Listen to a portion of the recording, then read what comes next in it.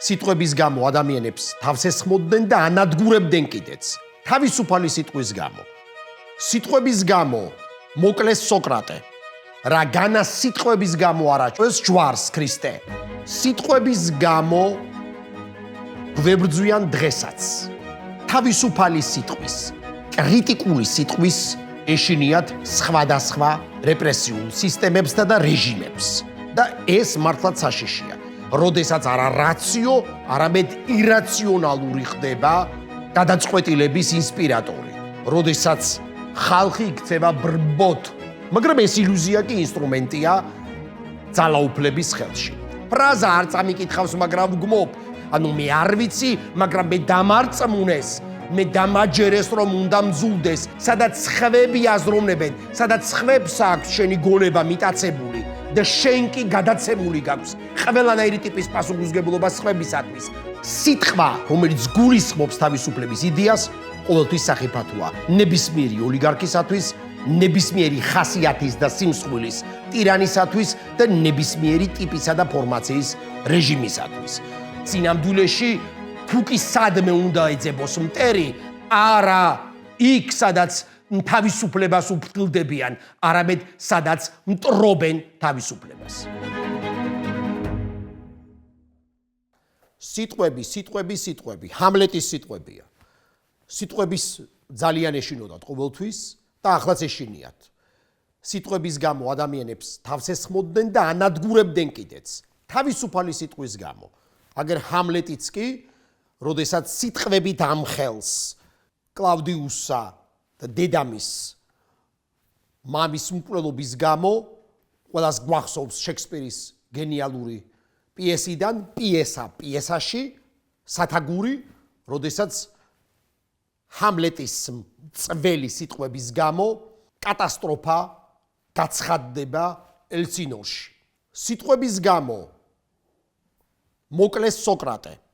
თავისუფალი სიტყვის გამო, რა განარასაშავებდა სოკრატე გარდა იმისა, რომ უბრალოდ კამათობდა, უბრალოდ იყო ხშირად ირონიული, ცინიკურიც კი, მაგრამ ის მხოლოდ საუბრობდა. მისი ერთადერთი დანაშაული იყო საუბარი. რა განა სიტყვების გამო არ აჩვეს ჯვარს ქრისტე. სიტყვების, იგავების, მორალის, რომელიც გაცხადებული იყო სიტყვებიდან.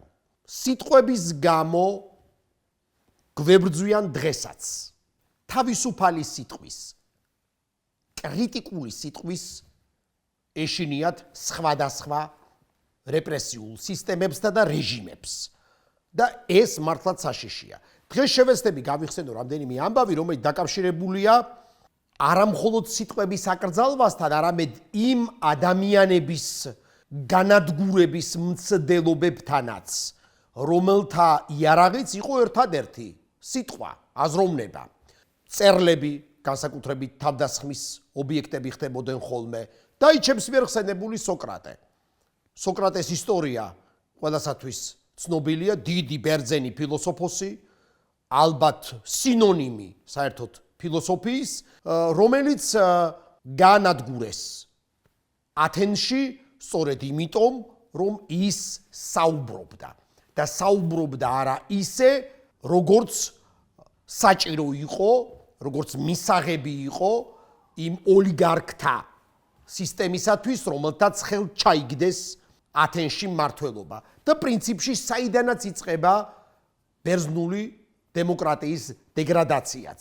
აკი ამიტომაც ბერძნული ანტიკურობის პერიოდიდან შემოგვრჩა ეს ტერმინებიც, რომელიც დღემდე მძიმე და დრამატული აქტუალობის მატარებელია. ოლიგარქია, დემოკრატია, ოხლოკრატია და ასე შემდეგ და ასე შემდეგ. ანუ ოლიგარქია, როდესაც მცირედ ნიფლობენ მმართველობას, მცირედთა მმართველობა, დემოკრატია, რომელიც გულისხმობს დემოსის, ანუ ხალხის მმართველობას და ოხლოკრატია, რომლადაც შეიძლება იქცეს დემოკრატია, ანუ ბრბოს მმართველობად, როდესაც დემოსი მანიპულირებულია ოლიგარქიის მიერ. ანუ როდესაც ხალხს შესაძლოა ეჩვენებოდეს, რომ ის არის დემოკრატიულ პროცესში ჩართული და სინამდვილეში კი იყოს მანიპულირებული. როდესაც არა რაციო, არამედ ირაციონალური ხდება გადაწყვეტილების ინსპირატორი.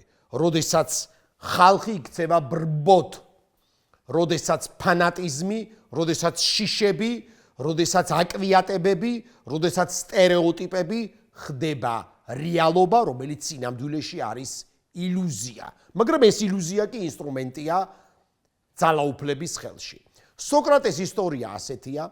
სოკრატე არის პერიკლეს ხანის ეპოქის, ასე ვთქვათ, იდილიური, შეიძლება ასე ითქვას, დემოკრატიის პერიოდის, ათენური დემოკრატიის პერიოდის უნიკალური მოაზროვნე, რომელიც დღემდე ახდენს ჩვენზე უდიდეს ინსპირაციასა და შთაბეჭდილებასა და გავლენას და როდესაც გაწამებული ომებში გადაღლილი, გადაქანცული ათენი, განსაკუთრებით კი სპარტასთან დაუსრულებელ ომში გადაქანცული და შეიძლება ასე ითქვას დეგრადირებული დემოკრატია იმგვარი ტიპის კრიზისში შედის, სადაც სწორედაც ძალიან ადვილი ხდება ინსტრუმენტიზირება სხვადასხვა ფობიების, სადაც აი სწორედ ამ დროს და ძალიან მკაფიოდ ჩდებიან მტრები და მტრისხატები და იქ ერთ-ერთი მტრისხატი არის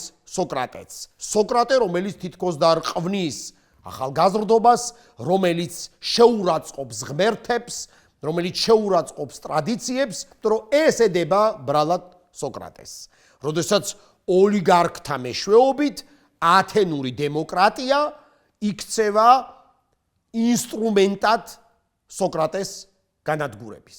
სინამდვილეში პარადოქსალური ამბავია ის, რომ სოკრატეს ცნობილი სასამართლო, რომელიც აღწერილი აქვს ერთი მხრივ ქსენოფონტეს, მეორე მხრივ სოკრატეს მოწაფეს პლატონს, უდიდეს ფილოსოფოს, სოკრატეს აპოლოგიაში, სადაც ფაქტობრივად სოკრატეს ბოლო დღეებია აღწერილი და ბოლო საათები თუ როგორ ეგებება ის სიკვდილს, სწორედ იმ განწყობით, რომ ის არის აბსოლუტურად მართალი და მოგეხსენებათ ეს ამბები, როდესაც ათენმა მას გამოუცხადა სიკვდილით დასჯა სასჯელი, მას შესთავაზეს, რომ თვითონ დაელია შხამი, ხომ?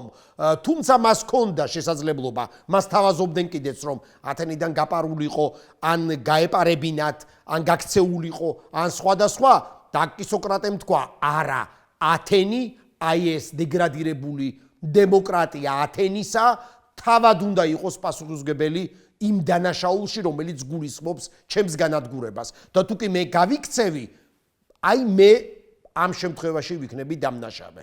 მე კანონი არ დამირღვევია და კანონს კი არ ღვევენ ესენი, ჩემი მოსამართლეები. და უცნაურია და პარადოქსალურია, რომ სოკრატეზე ბრალდების საფუძვლად იქცა ასევე სიტყვები, ოღონდ სხვა ავტორის და დიდი ავტორის მიერ დაწერილი სიტყვები. ეს არის არისტოფანეს კომედია ღრუბლები. არისტოფანე თავისთავად ფაქტობრივად კომედიის თუ არა შემქმნელი, არამედ სრულყოფილებამდე მიმყვანი ავტორი, რომ თუ კი არსებობენ დიდი ბერძენი ტრაგიკოსები, ხო, გიგანტები, ნახევრად ღმერთები, ესკილე, სოფოკლე, ევრიპიდე, ბუნებრივია კომედიის მშობელი არის არისტოფანე. და არისტოფანე, რომელიც არის დაუნდობელი, როდესაც მას გამოყავს თავის კომედიებში პერსონაჟები, რომლის ხერხიც პერსონაჟებზე საუბრისას და პერსონაჟთა აღწერისას ეს არის ჰიპერბოლიზება, გადაჭარბება, გამსხვილება ყველანაირი ტიპის მახასიათებლის, კარიკატურული მახასიათებლის, ან საერთოდაც კარიკატურად ქცევა ნებისმიერი სინამდვილის. სოკრატეს ამოირჩევს ის პროტოტიპად და პერსონაჟად თავისი ღრუბლებისათვის, პიესისათვის და სოკრატე, რომელიც ჩვენ გვხვდება თავარ პერსონაჟად, ანუ პროტაგონისტია ღრუბლების, არის ფილოსოფოსი, შერეკილი, შეშლილი ფილოსოფოსი, რომელიც სისულელეების კონსტატაციით არის დაკავებული, რომელიც ჰამაგზე არის ჩამოკიდებული ხეებზე, ტოტებზე, მიწასა და ზეცას შორის, ვინაიდან ასე უფრო ახლოს არის თითქოს და ზენა სამყაროსთან და მიღმიერ სამყაროსთან, სადაც მოხუცხან დაზმულ ადამიანს ასულელებს, სადაც ფაქტობრივად მშობელსა და შვილებს წაჰკიდებს სოკრატე ერთმანეთს და ეს ყველაფერი ხდება არისტოფანეს კომედიაში. არანაირი კავშირი ამას ბუნებრივია სოკრატე ფილოსოფოსთან არ აქვს. ხო, სოკრატე პერსონაჟია, იმდენადაც კი რომ მაგალითად ძველ ბერძენი ერთი საკმაოდ საინტერესო მთხრობელი, ცოტა ჭორიკანა მწერალი, გვიყვება ელიანე, ჭრელჭრელი ამბები, ასეთი თხზულებაც აქვს მას.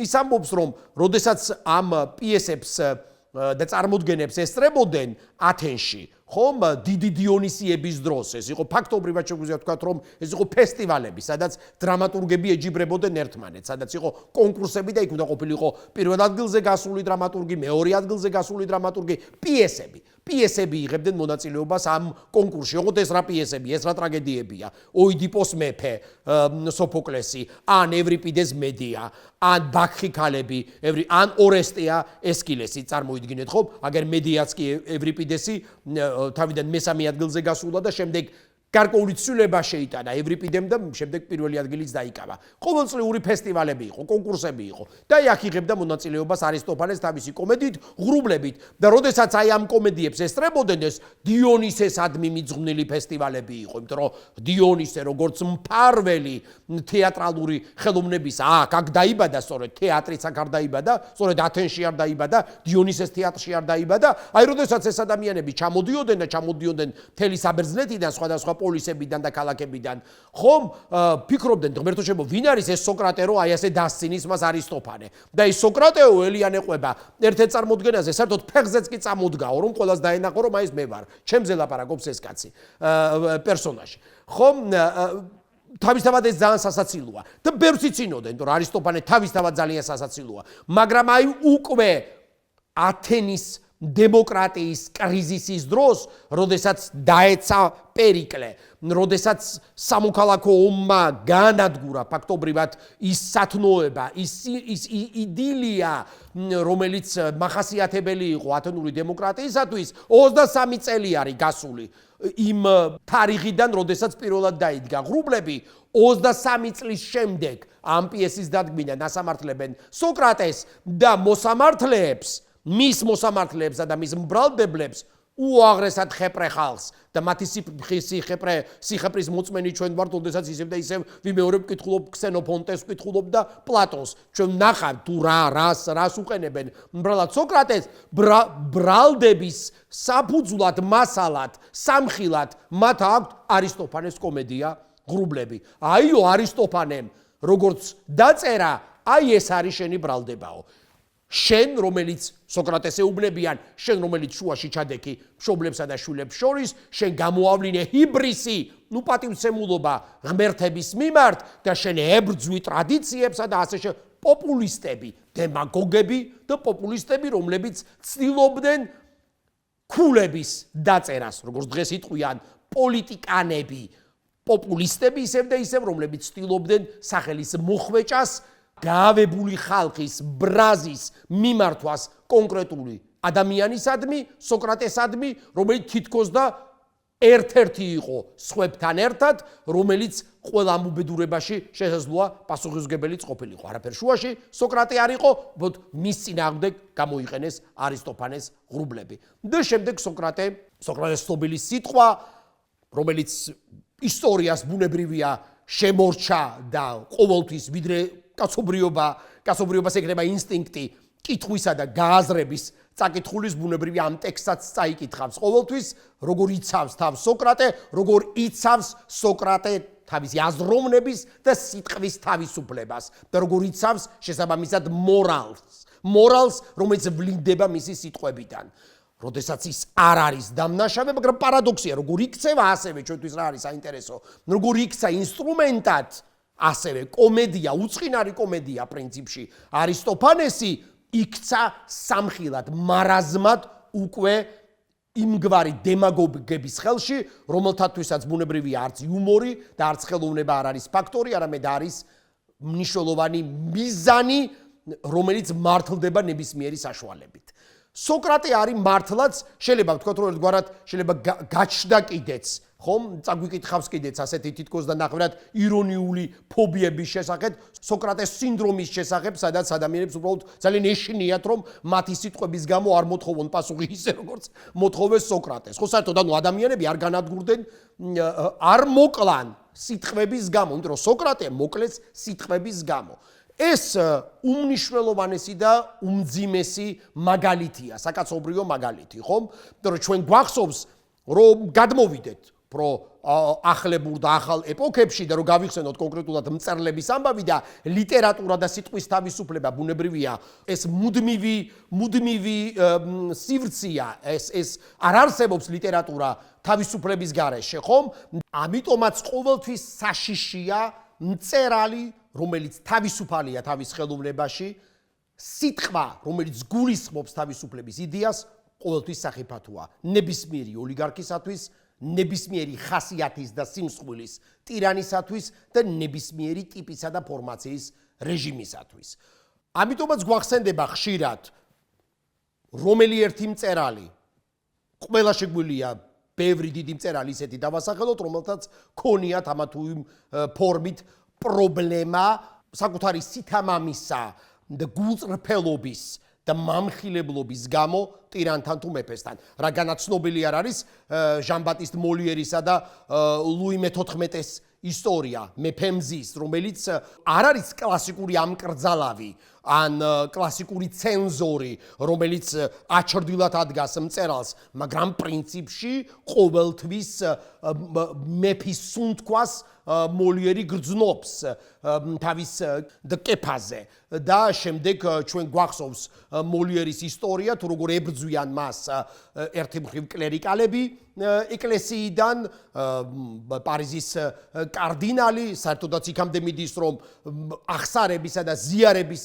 უფლებასაც არ აძლევენ მოლიერს, დიდ ფრანგ დრამატურგს სიკვდილის წინ, არსებობს ასეთი ლეგენდა, რომ საერთოდაც უფლებას არ აძლევენ, როგორც მსახიობს, მსახიობები, ხომ მოგეხსენებათ სახიობა, ხომ პრინციპში ეშმაკეულ ხელობად იყო მიჩნეული და აგერ შეიძლება ზოგიერთი ფანატიკოსისთვის დღესაც ასე იყოს, ლეგენდა არსებობს, რომ თითქოს და მოლიერისათვის პარიზის მიწაც კი არ გაიმეტეს. ნაკურთხი კათოლიკური ეკლესიის მიერ და მიხაილ ბულგაკოვი, რომელიც შემდეგ დაწერს მოლიერის ბიოგრაფიას, უკვე 30-იანი წლების ბოლოს მე-20 საუკუნის, სადაც ბუნებრივია ის მეფისა და პოეტის ამბავს, როდესაც ყვება ალბათ თავის ამბავს და მეფეში კი მას გამოყავს იოსებ სტალინი, რომლის მძიმე სუნთქვას ის კი ნამდვილად გრძნობდა მთელი თავისი ხანმოკლე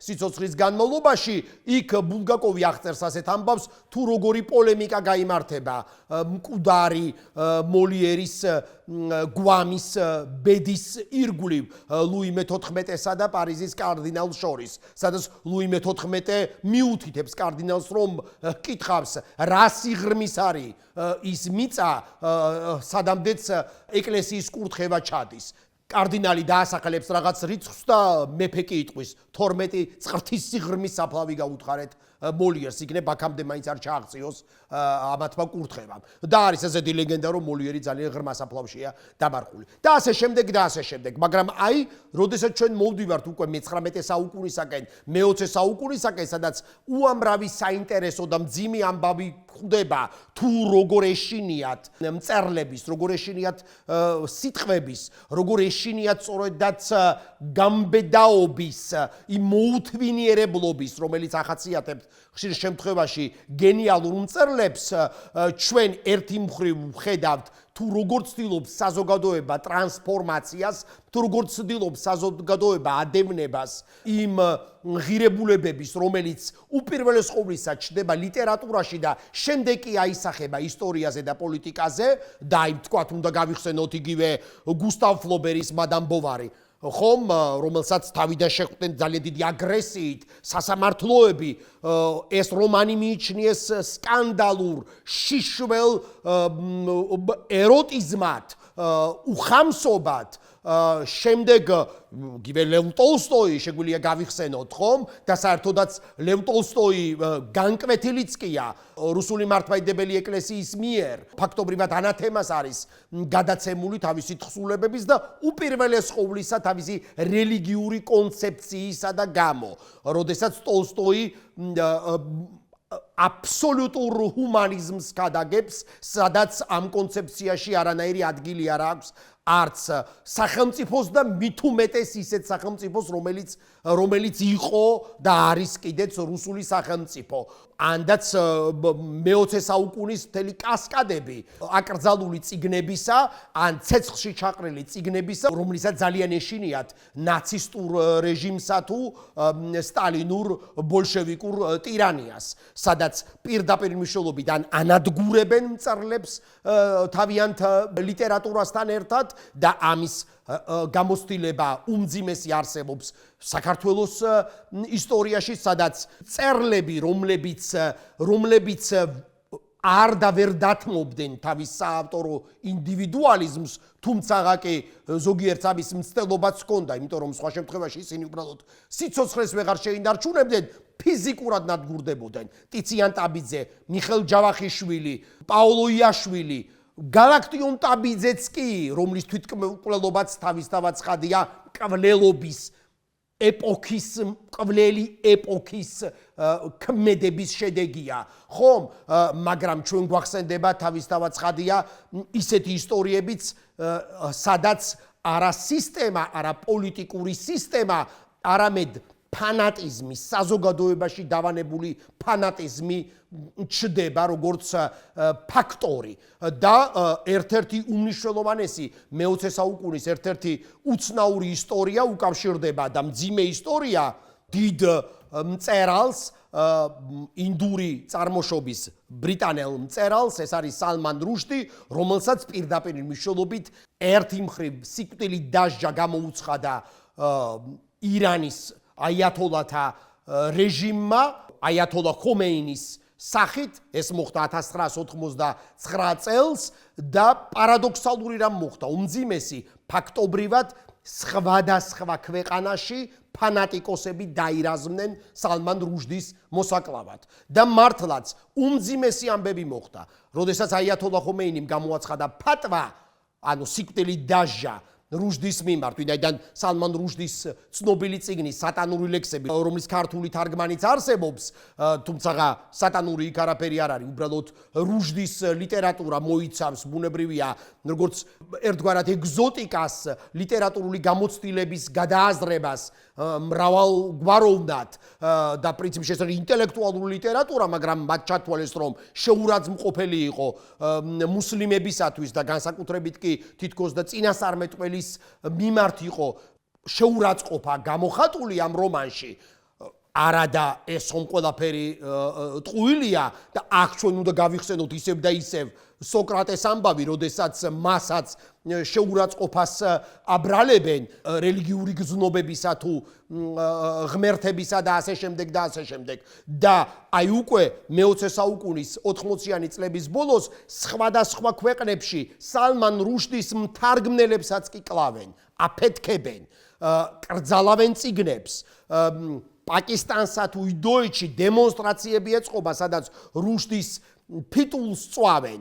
რუშდი ეს მართლაც ბრწყინვალე მწერალი, რომელიც ალბათ უკვდავებასთან არის წილნაყარი, არა მხოლოდ ამ რომანით, არამედ მისი შედევრით, შუაღამის შვილებით, სალმან რუშდი როგორც ბრიტანეთის მოქალაქეს 10 წლის განმავლობაში მალავს ბრიტანეთის სახელმწიფო 10 წელი ის იმალებოდა, რათა ის დასხდომოდა როგორმე მკვლელებს, რომლებიც ფაქტობრივად ჩასაფრებულები იყვნენ ყველგან, მის ირგვლივ და მის გარშემო. და სხვადასხვა სალმან რუშდის შემდეგ დაწერილიც კი აქვს მოგონებები აი ამ მალვის შესახებ, ამ 10 წლიანი მალვის შესახებ, რომელსაც მან უწოდა ჯოზეფ ანტონი. რატომ ჯოზეფ ანტონი? იმიტომ რომ ერთი მხრივ ეს არის მისი საყვარელი მწერლის ჯოზეფ კონრადის სახელი და მეორე მხრივ ეს არის მისი მეორე საყვარელი მწერლის ანტონ ჩეხოვის სახელის ჰიბრიდი. ჯოზეფ ანტონი. ამ გამოგონილი სახელითა და გვარით ის იმალებოდა სხვადასხვა ადგილებში, მას ჰქონდა ასეთი საბუთი. ბუნებრივია მას ის ვეღარ ფუნქციონირებდა თავისი პირადობის მოწმობითა და პასპორტით. ჯოზეფ ანტონის საინტერესო წიგნია სწორედაც აი ამ შიშებზე დაკვირვების კუთხით. როდესაც ადამიანს, როდესაც მწერალს მუდმივად უწევს ბრძოლა არამხოლოდ ეგზისტენციალური საფრთხის პირობებში უწევს ცხოვრება, არამედ უწევს ცხოვრება საკუთარ ორეულთან ერთად. ორეულთან ერთად, რომელიც შექმნილია ფანატიზმისა და პოპულიზმისა და დემაგოგიის მიერ. როდესაც ადამიანი იქცევა მტრის ხატად და მას არანაირი კავშირი, არანაირი მსგავსება მისი ამ ორეულთან არ არის. აი თუ როგორ იქცა რუშდისგან გამოგონილი რუშდი, რომელიც შეურაცხმყოფელია, რომელიც სკანდალურია, რომელიც ზედაპირულია, რომელიც ზერელია და მას არანაირი კავშირი ამასთან არ აქვს. და არ არსებობს არანაირი ძალა, რომელიც გადაარწმუნებს რომელიმე ფანატიკოს, რომ სალმან რუშდი ასეთი არ არის. რომ სინამდვილეში უნდა წაიკითხო მისი წიგნი, რომ დამშვიდე, მაგრამ არავინ არასდროს არაფერს არ წაიკითხავს, იმიტომ რომ ვინ და სწორედაც მკითხველი არ ბრაზდება. კითხველი არანადგურებს, სწორედ არამკითხველია მძვინვარე. ამიტომაც შემდეგ გაჩნდა, უბრალოდ კი მანამდე ისევ და ისევ სტალინურ პერიოდში და ამაზეც ალბათ ცალკე და ვსლად ვისაუბრებთ, ფრაზა არ წამიკითხავს, მაგრამ ვგმობ ერთი კონკრეტული მწერლისა და მისი ნაწარმოების შესახებ. ეს იქცა გარკვეულ ფორმულად არ წამიკითხავს, მაგრამ ვგმობ. ანუ მე არ ვიცი, მაგრამ მე დამარწმუნეს. მე დამაჯერეს რომ უნდა მძულდეს. ამიტომაც გავიხსენე დასაწყისში ეს ტერმინები: ოხლოკრატია, დემოკრატია, ოლიგარქია, ოხლოსი, რომელიც არ აზროვნებს, სადაც აზროვნება ჩანაცვლებულია ირაციონალური აქმებით, სადაც სხვები აზროვნებენ, სადაც სხვებს აქვს შენი გონება მიტაცებული და შენ კი გადაცემული გაქვს ყველანაირი ტიპის პასუხისმგებლობა სხვებისათვის, მართველებისათვის, სადაც დემოკრატია იქცევა ილუზიად სწორედ იმიტომ რომ უკვე ბრბოს ხელში აღმოჩნდა. უпростоრად კი ბრბო აღმოჩნდა აი ამ მცირედთა მმართველობის მძევლობაში და შესაბამისად ინდივიდები, რომლებიც არ თმობენ აზროვნებისა და სიტყვის თავისუფლებას, ისინი იქცევიან უპირველეს ყოვლისა დარტყმის ობიექტებად. დაი რუშდიც, რომელიც შემდეგ, როდესაც ეს როგორღაც გაუძლო მან ამ აწლიანი მალვის პირობებში დაუსხლდა მკვლელებს, იმიტომ რომ წარმოიდგინეთ, ირანის რეჟიმი არის გადაკიდებული მწერალზე, ხო? როდესაც აიათოლა ხომეინი უკვე მკვდარი აღარ იყო, შემდეგმა უკვე რომელიღაცა პრეზიდენტმა, მაგრამ აიათოლების რეჟიმში გააუქმა ეს ფატვა რუშდის მიმართ და რუშდის შემდეგ გადასახდა ამერიკაში, სხვათა შორის საქმე უნდა პერსონალური ამბავიც გავიხსენო, მქონდა პატივი რომ მეც გამეცნო ეს ადამიანი რამდენიმე წლის წინ ნიუ-იორკის პენ ფესტივალზე, ანუ იმ ფესტივალზე, რომელიც მოწოდებულია სწორედ მწერლების და ჟურნალისტების დაცულობაზე და თავისუფალი სიტყვის დაცულობაზე და ვინ და რუშდიმ კი ეს კარგად იცოდა და არასდროს არ დამავიწყდება მისი რომანების ერთ-ერთი უმთავრესი ადგილი, სადაც ამბები ხდება გუჯარათი, თუ როგორ საქართველოსსა და გუჯარათის ტერმინების, გურჯისტანის მსგავსებაზე, როგორი უეცარი კალამბურის მოწმეც კი გავხდი მისგან და ასე შემდეგ, მაგრამ აი რამდენი წელი გავიდა, ფატვა გამოცხადებული იყო 1999 წელს და 3-4 წლის წინ უკვე ხანდაზმულ სალმან რუშდის ამერიკის შეერთებულ შტატებში, როდესაც თითქოს და მასაც და ყველას ეგონა, რომ ეს საფრთხე გადასულია, მას თავს დაესხა 23 წლის ახალგაზრდა ფანატიკოსი. ანუ ადამიანი, რომელიც დაბადებულიც კი არ იყო მაშინ, როდესაც რუშდიმ თავისი ცნობილი სატანური ლექსები რომანი დაწერა და როდესაც მის მიმართ ფატვა იქნა გამოცხადებული და თავს დაესხა, მიაყენა მრავალგვარი ჭრილობა, იმიტომ რომ მექანიზმი დაცულობის არავინ არ ელოდა ამას და შემდგომ რუშდი გადარჩა, მაგრამ მან დაკარგა თვალი და მან ფაქტობრივად გარკვეული ატროფია აქვს მას მარჯვენა ხელზე. და მიუხედავად იმისა, რომ ის ცოცხალია, ის ბუნებრივია მან ჩახედა მართლაც სიკვდილს, რასაც ქვია თვალებში და დაკარგა ერთი თვალი და შემდეგ დაწერა კიდეც რუშდიმ რეფლექსია, ერთგვარი მედიტაციები სიკვდილის შესახებ. სულ რაღაც 1 წლის წინ მან გამოაქვეყნა წიგნი, რომელსაც ქვია დანა. და ისევ და ისევ აი ამ კონცეფციაზე თუ რა ემართება ფანატიზმს და რა შიშია ასეთი თავისუფალი სიტყვის, აი ამ საკითხზე, ამ დრამაზე ცდილობს რუშდი დაკვირვებას. თავის წიგნში ის არ ახსენებს მკვლელის ვინაობას.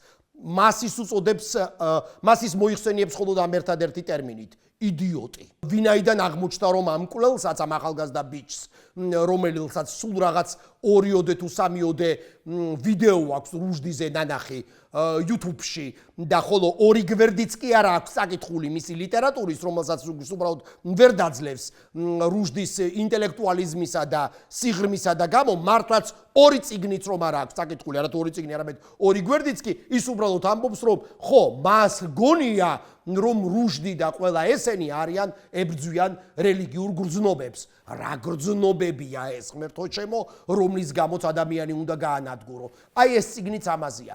ეს ისეთი ვრცელი თემაა და ვრცელი საკითხია, რომ კვლავაც და კვლავაც ჩვენს გვაფიქრებს ამ ღრმა და ძალიან მძიმე პრობლემაზე. თუ როგორი შიში აქვთ ტირანებს სიტყვის თავისუფლების მიმართ და თუ როგორი მოკავშირია ხშირად ამგვარი ტირანიისა ადამიანი, რომელსაც არასდროს არაფერი არ გაუაზრებია და არ აქვს გააზრებული მთავარი რამ, რომ არის თავადაც არის მსხვერპლი, სწორედაც манипуляციისა და სინამდვილეში თუ კი სადმე უნდა ეძებოს მტერი, არა იქ სადაც თავისუფლებას უფრთხილდებიან, არამედ სადაც მტრობენ თავისუფლებას.